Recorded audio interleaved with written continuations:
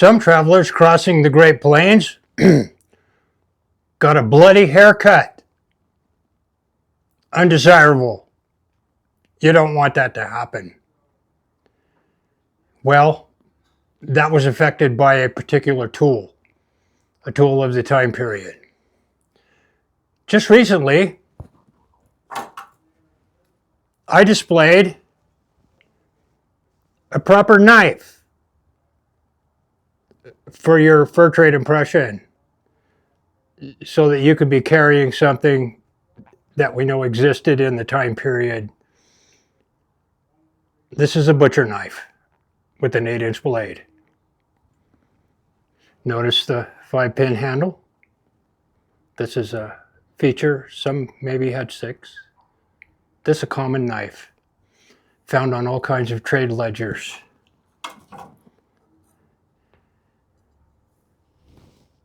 This one is different. This is a scalping knife, or a scalper, as it is called in the fur trade era.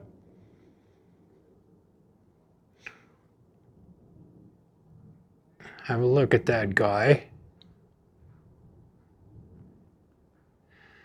So this scalping knife, this is an English pattern knife.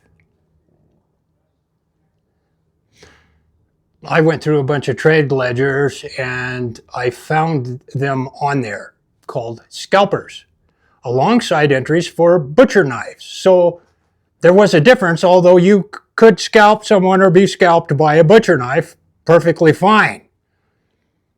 But this is a scalping knife. These were typically made overseas. This is an English pattern knife. It has a cool diamond-shaped handle, which was one of the features of them. The tang, as you can see, is very much shortened, and it's held in with just 3 pins. Cheap knife, cheap. They made jillions of these things. The handles sometimes were rosewood, foreign woods to the United States, of course, and foreign to even some European countries. A lot of these woods for these handles came from Africa, which is quite curious. So they really kind of were serious about having a hardwood handle. The scalping is a Native American Indian practice. In war, that's your trophy. The hair off someone else's head. They'd hang them from their lodge poles. They were bartered, traded, had great value. There's even notes of them in Parkman's journals of being in a trading post store, and there were scalps there available. Hair from another man's head. This is a very accurate knife for fur trade era interpretation and to carry in a sheath. You can certainly do lots of camp work with it. A note for